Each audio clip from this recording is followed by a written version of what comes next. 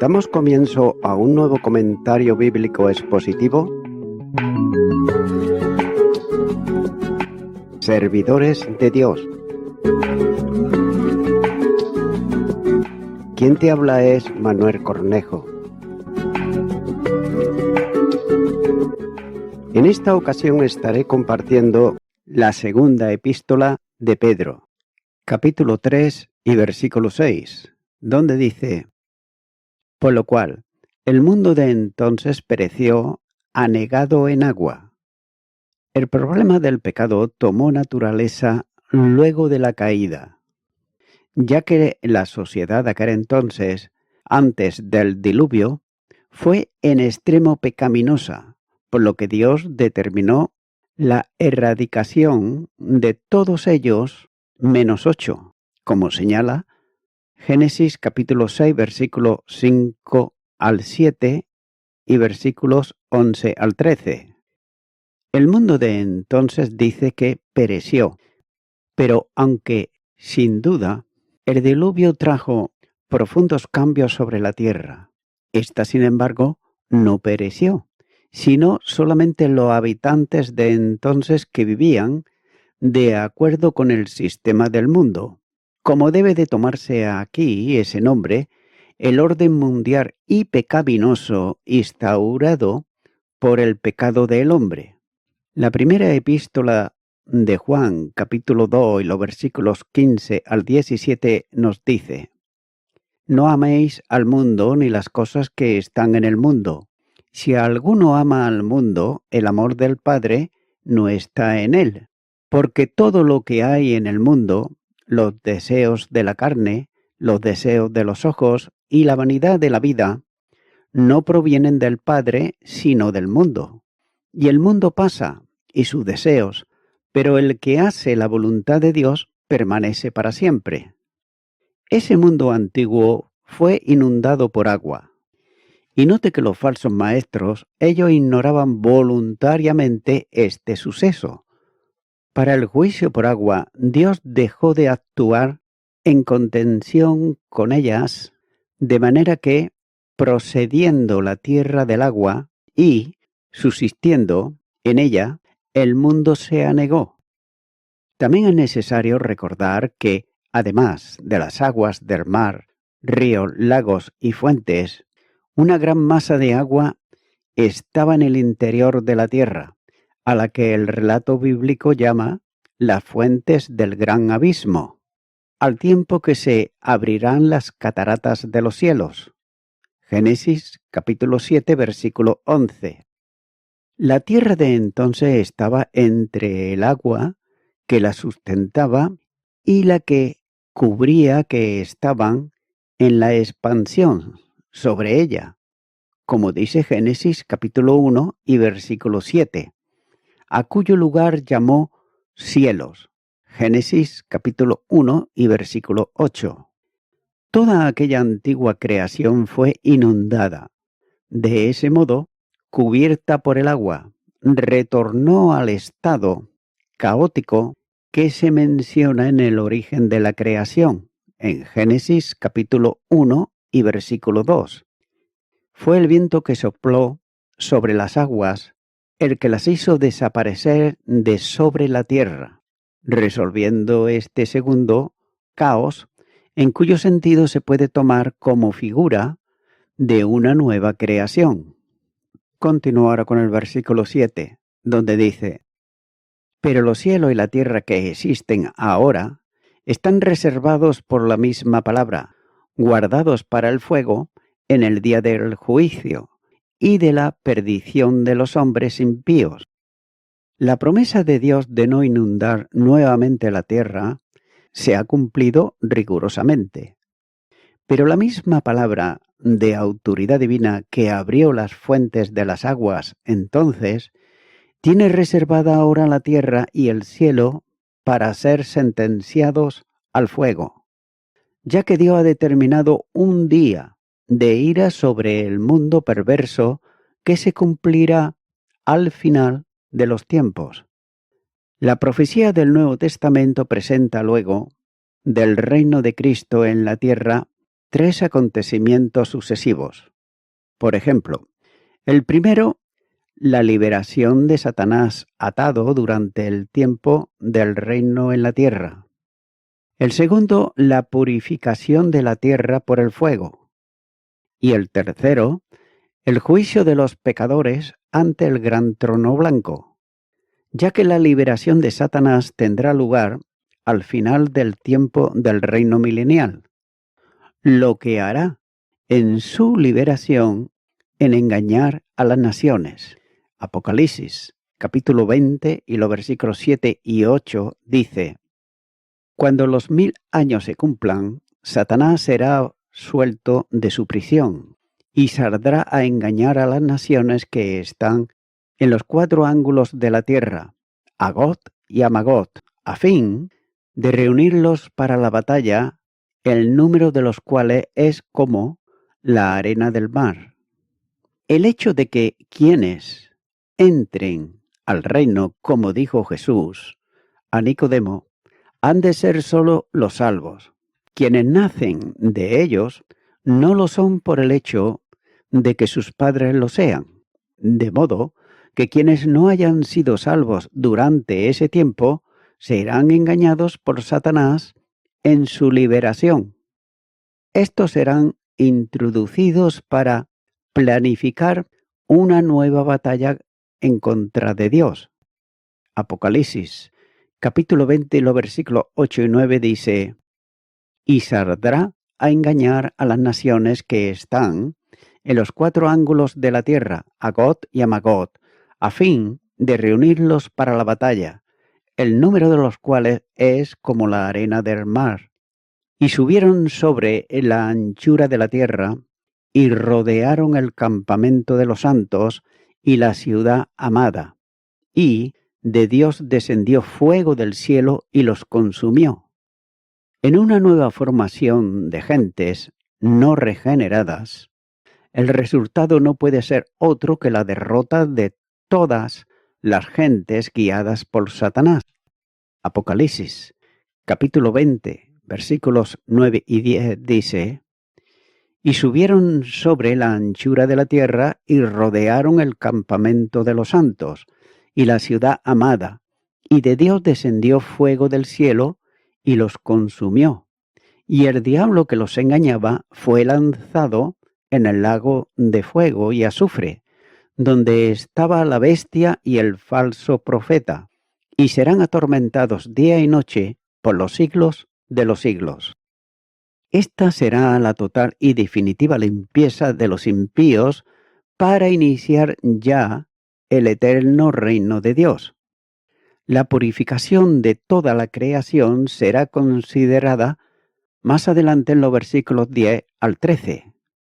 El apóstol enseña que los cielos y la tierra de hoy están reservados por Dios para el juicio del fuego. El sistema de pecado correspondiente al mundo traerá como consecuencia el juicio de Dios sobre los hombres y la restauración de aquello que ha sido contaminado por él.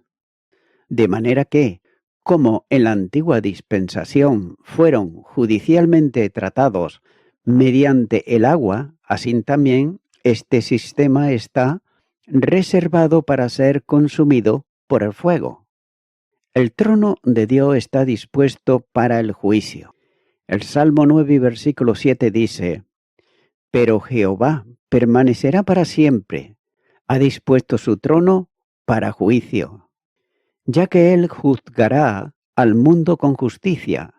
Salmo 96, versículo 13 dice: Delante de Jehová que vino, porque vino a juzgar la tierra, juzgará al mundo con justicia y a los pueblos con su verdad. En los versículos que siguen, vendrá por el poder y la autoridad de la palabra de Dios, como ocurrió con los juicios anteriores, entre los que está el diluvio. El fuego está asociado en la Escritura con el juicio final, como profetiza Isaías. Porque he aquí que Jehová vendrá con fuego, y sus carros como torbellino, para descargar su ira con furor y su reprensión como llama de fuego, porque Jehová juzgará con fuego y con su espada a todo hombre, y los muertos de Jehová serán multiplicados. Isaías capítulo 66 y los versículos 15 y 16. De ese modo también lo anuncia el apóstol Pablo en el Nuevo Testamento, cuando dice: porque es justo delante de Dios pagar con tribulación a los que os atribulan, y a vosotros que sois atribulados, daros reposo con nosotros, cuando se manifieste el Señor Jesús, desde el cielo con los ángeles de su poder, en llama de fuego, para dar retribución a los que no conocieron a Dios, ni obedecen el Evangelio de nuestro Señor Jesucristo, los cuales sufrirán pena de eterna perdición, excluidos de la presencia del Señor y de la gloria de su poder. Segunda epístola a los Tesalonicenses, capítulo 1, y los versículos 6 al 9. Nótese que los falsos maestros, ellos se burlaban de la promesa de la acción divina y de la segunda venida del Señor. Pero así como en los días de Noé llegó el juicio sobre todos los incrédulos, así también vendrá el juicio final que condenará a todos los hombres. El día del juicio y de la perdición de los hombres impíos se describe también en Apocalipsis, en el capítulo 20, versículo 12, donde dice: y vi a los muertos grandes y pequeños de pie ante Dios, y los libros fueron abiertos, y otro libro fue abierto, el cual es el libro de la vida, y fueron juzgados los muertos por las cosas que estaban escritas en los libros, según sus obras. En ese juicio llamado el trono blanco, comparecerán los muertos, todos los que, a lo largo del tiempo, despreciaron el mandato divino que los llamó a salvación. Entre ellos estará también todos los hombres que, inducidos por Satanás, participaron en la última acción en contra de Dios. Los juzgados entrarán en lo que se denomina la muerte segunda. Apocalipsis capítulo 20, versículo 14. El destino de los perdidos será el lago de fuego. Apocalipsis capítulo 19, versículo 20 y capítulo 20, versículo 10. Ya que es el fuego eterno. Mateo capítulo 18, versículo 8 y Marcos capítulo 9, versículos 43 y 44. El lago de fuego es un lugar que contiene un estado de perdición eterna. Continuará con el versículo 8, donde dice: mas, oh amados, no ignoréis esto, que para con el Señor un día es como 1000 años, y 1000 años como un día. Las burlas de los impíos pudieran hacer dudar a alguno de los creyentes que, observando el paso del tiempo, pensara en la extrema tardanza del cumplimiento de la promesa de Dios. Por eso reclama atención, indicándoles que hay algo que no deben de olvidar cuando la impaciencia se produzca. Y otra vez les llama amados a los creyentes a quienes escribe. Nótese que con este vocativo expresa el afecto que como pastor tiene para con las ovejas del rebaño de Cristo, algunas de las cuales están sufriendo el conflicto generado por lo que no son otras cosas que lobos disfrazados de ovejas. Ellos debían recordar continuamente que Dios es eterno. Y note que la eternidad no es la sucesión infinita de tiempo, sino todo lo contrario, la total ausencia del mismo. Dios, porque es eterno, vive en un continuo presente, de modo que el tiempo de los hombres no cuenta para él. Aquellos deberían liberar totalmente la esperanza de la segunda venida de Jesucristo, vinculándola al tiempo cronológico del hombre. Es por eso que Pedro usa aquí una frase que es totalmente contraria a la matemática del hombre. Le hace notar que para el Señor un día es como 1000 años y 1000 años como un día. Lo absurdo, humanamente hablando, es el cálculo del tiempo que, en la lógica de la matemática humana, si un día es como 1000 años, los 1000 años serían 1.000.000 de días. Eso hace imposible entender con mentalidad equiparable del hombre el no tiempo de Dios. Es posible que en el pensamiento del apóstol estuviese alguna cita del Antiguo Testamento, como la que dice, por ejemplo, porque 1000 años delante de sus ojos son como el día de ayer, que pasó, y como una de las vigilias de la noche. Salmo 90, versículo 4.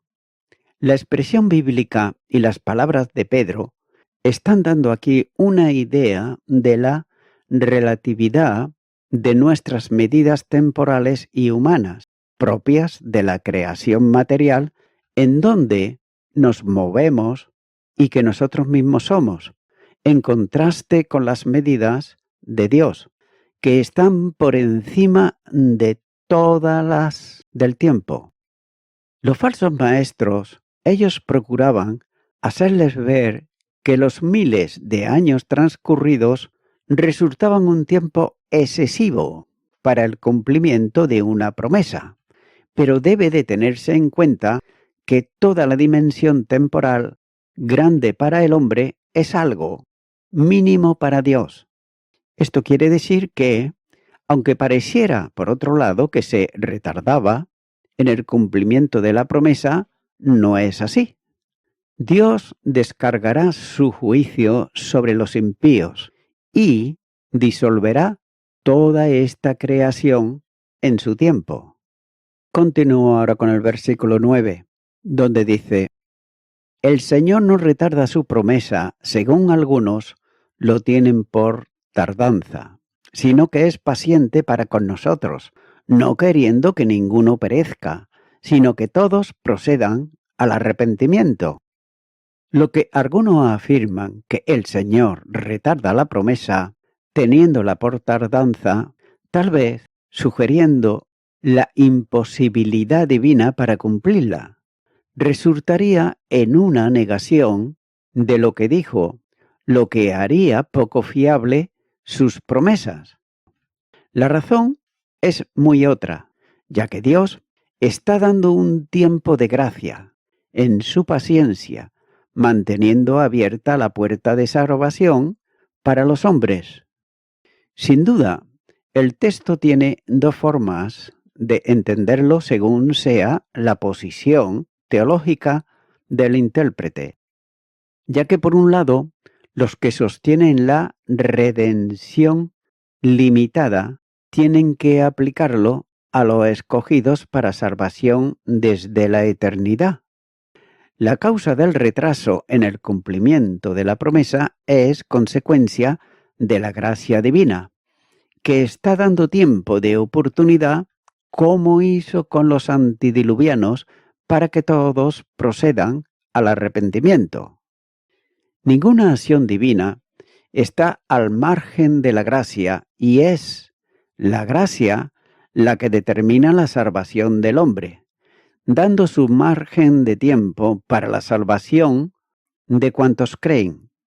La acción judicial tendrá lugar cuando la paciencia de Dios deje de manifestarse, como ocurrió también en el tiempo de Noé, cuando el tiempo de gracia haya terminado y cuando el último salvo complete el número que él conoce, aceptando a Cristo como Salvador personal.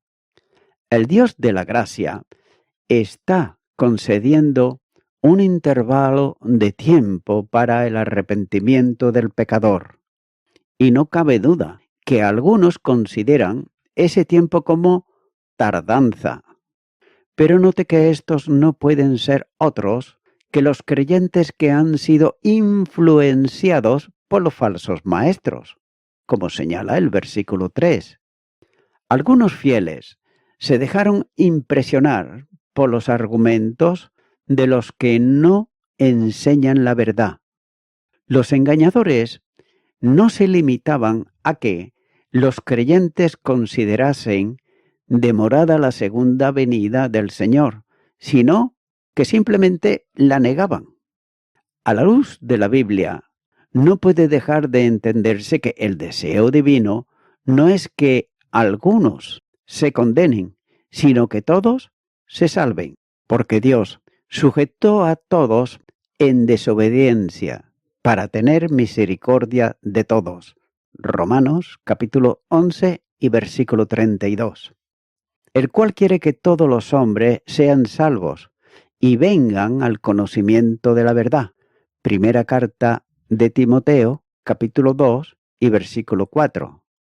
Y Él es la propiciación por nuestros pecados, y no solamente por los nuestros, sino también por los de todo el mundo. Primera carta de Juan, capítulo 2 y versículo 2. De manera que Dios no quiere que algunos perezcan. Esto no implica un universalismo, ya que antes habló de los falsos maestros y de los burladores, que están condenados y destinados a destrucción. Capítulo 2, versículo 3 y capítulo 3, versículo 7. Pero la cuestión es si Dios quiere o no que los falsos maestros, en general, los pecadores se salven o no se salven. La respuesta, por tanto, debe de ser afirmativa. Quiere que todos se salven, pero los rebeldes desprecian su paciencia, empleando sus conocimientos contra Dios y rechazan deliberadamente la oferta de salvación, quedando plenamente responsable de su condenación, ya que el que cree en el Hijo tiene vida eterna, pero el que rehúsa creer en el Hijo no verá la vida, sino que la ira de Dios está sobre él. Juan capítulo 3 y versículo 36. Concluyendo, los profetas anunciaron la misericordia de Dios para con los perdidos, ya que dice, ¿quiero yo la muerte del impío? Dice Jehová el Señor, ¿no vivirá si se apartase de sus caminos? Ezequiel capítulo 18 versículo 23. No solo Dios no se deleita en la muerte del impío, sino todo lo contrario. Se deleita en que se arrepienta y viva.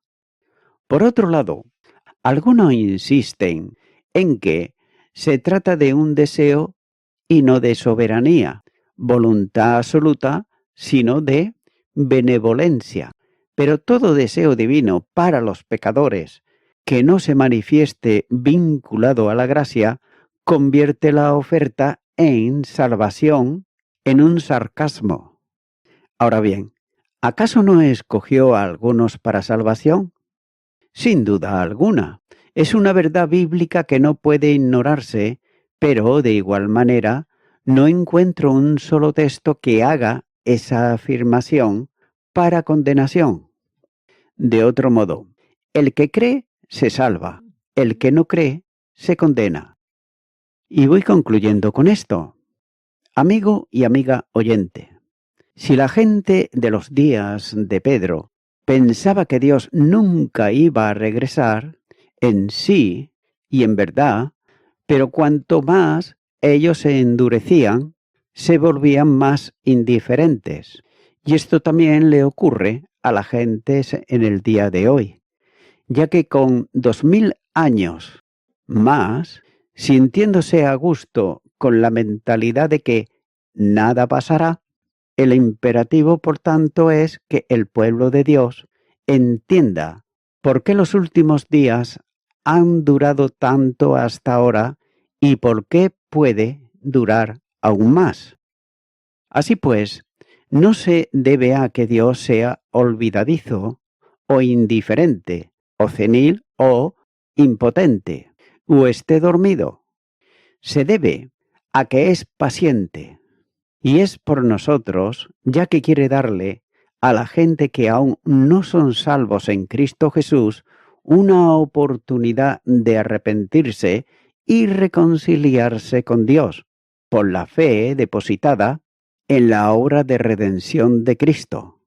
Es por eso que, mi amigo, mi amiga oyente, yo te invito a que tú puedas dar el primer paso. El primer paso para ser salvo o salva es invitarle a Jesucristo a que venga a tu vida.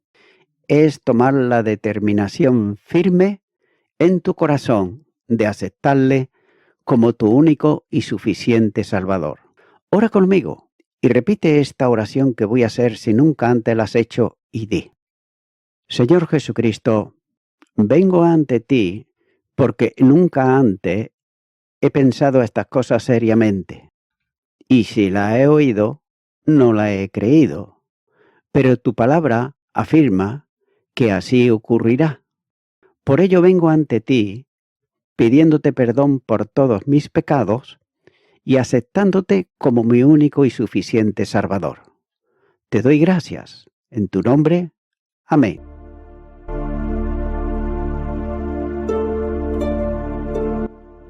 Amigo y amiga oyente, si tú has hecho esta oración de corazón, te recomiendo que comiences a orar a Dios, en primer lugar, en el nombre del Señor Jesucristo. Orar a Dios no es rezar, sino que es hablar con una persona. También te recomiendo que leas la palabra de Dios y lo hagas a diario. Comienza, por ejemplo, con el Nuevo Testamento. Y también, por último, te recomiendo que para que puedas crecer espiritualmente, te congregues en una iglesia cristiano-evangélica, donde se predique, se enseñe y se practique la sana doctrina y la palabra de Dios. Congrégate ahí y con el tiempo podrás crecer espiritualmente y también servir al Señor Jesucristo. Que Dios te bendiga. Y a toda la audiencia, nuevamente ya me estoy despidiendo de todos ustedes y será hasta el próximo programa. Que Dios os bendiga a todos.